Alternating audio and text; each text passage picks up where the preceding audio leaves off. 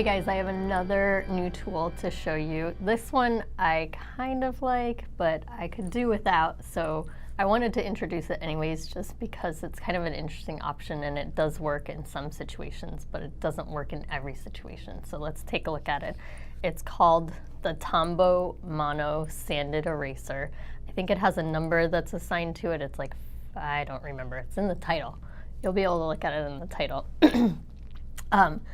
This one is made specifically for erasing ballpoint pen and rollerball pen and colored pencil. Now, I don't usually work that frequently with pen and ink, although occasionally I will.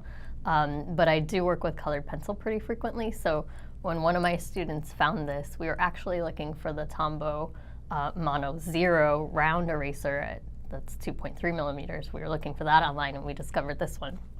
And we both thought, we got to try that one out. So let me show you on the, well, let me drop it because it has a paper container, but let me show you some of the tests that I've done to compare it to other erasers, and you can kind of see some of the finer points of it. So here I've used 3 different types of colored pencils. You can see I've got the Swiss carand'ache, and then I've got the Prismacolor, that's the regular Prismacolor. And then I've also used the Prismacolor Very Thin, which those are formulated to be harder. They're a little bit less waxy or oily. And they usually require a little bit more pressure. So I wanted to test the erasers against those 3 types. I've used those 3 types in the red and the black as well. You can see them over here. So the first eraser that I use is just the regular Papermate Pink Pearl. I use this one because somebody left this behind in my studio, and it's a common eraser that you might be able to find at just about any office supply store. It's also one that I don't usually recommend. I don't think it works the best for graphite pencil. So you can see that here, using it on the oil and wax-based colored pencils, they're a little bit, it's just not really up to snuff. Not only did it blend and smear the colored pencils, but you can actually see where the color got left on the eraser itself, which usually means at a certain point when you go to erase again, it's probably gonna smear some blue on your page. Luckily it didn't this time, but it always does it when you're working on something that you really care about. It never does it when you're just trying to show that as an example. But here you can see the red, the black, and the blue was on this eraser. And you can see that it's really smudged it. And even though I used equal pressure, excuse me, equal pressure, and tried to erase the same number of times for each of the 3 erasers, it just really doesn't quite do as good of a job. You can really see that with the black here when it's trying to erase. So the Pink Pearl, not ideal for colored pencil, probably not the best for graphite either. The next eraser that I use is one that I use in my studio almost every day, if not every day, and that's the Tough Stuff eraser stick.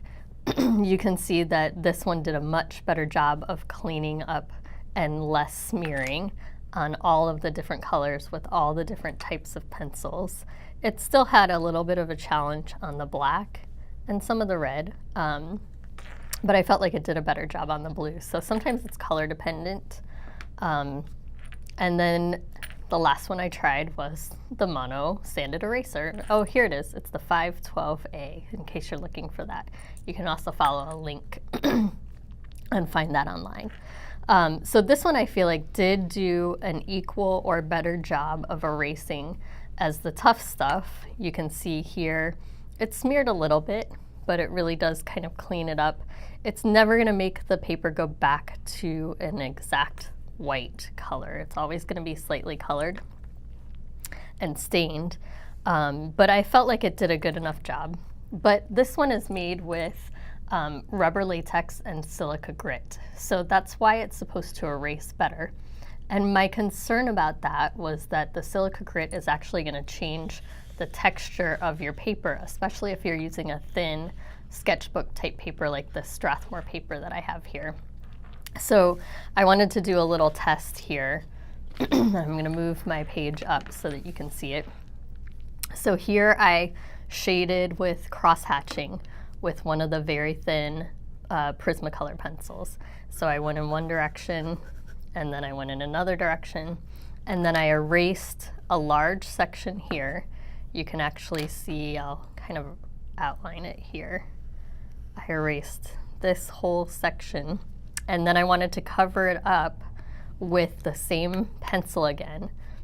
And you can actually see a little bit of a color difference here in this section and a texture difference, and that's because of that sand in the eraser really kind of shaves the page and makes the page feel a little bit rough.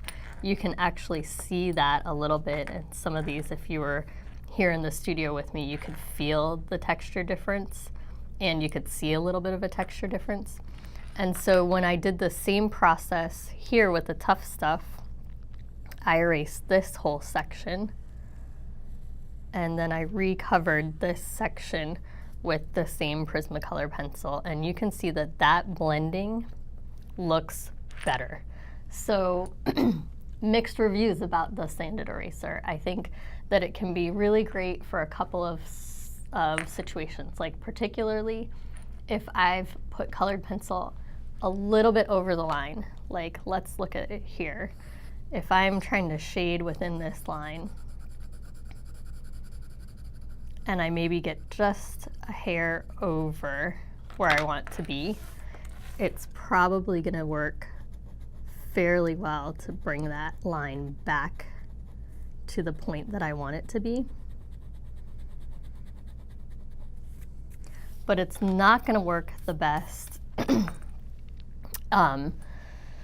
Well, really, you know, when you have that problem, it's just going to be a problem all the time anyways. But it's not going to work the best if I need to color that up, then cover that up with another color, because it's going to change the texture and it could make this section look different than this section.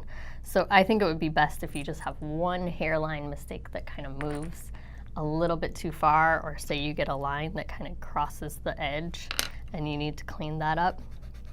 Try it for something like that and see if you can get it to work. But don't try that in an area where you're going to have to shade over that again with another colored pencil or the same colored pencil. So there you go. This one was worth a shot for sure, and it might have some good applications in particular situations, but it's not going to work for large areas that you're shading back over again with a colored pencil. Hope that review helps you out. You might want to try it, you might not want to, it's up to you. Thank you all so much for watching. More videos are coming soon, so if you wish to subscribe to my channel, go ahead and do that. And also you can check out my website, lzmstudio.com.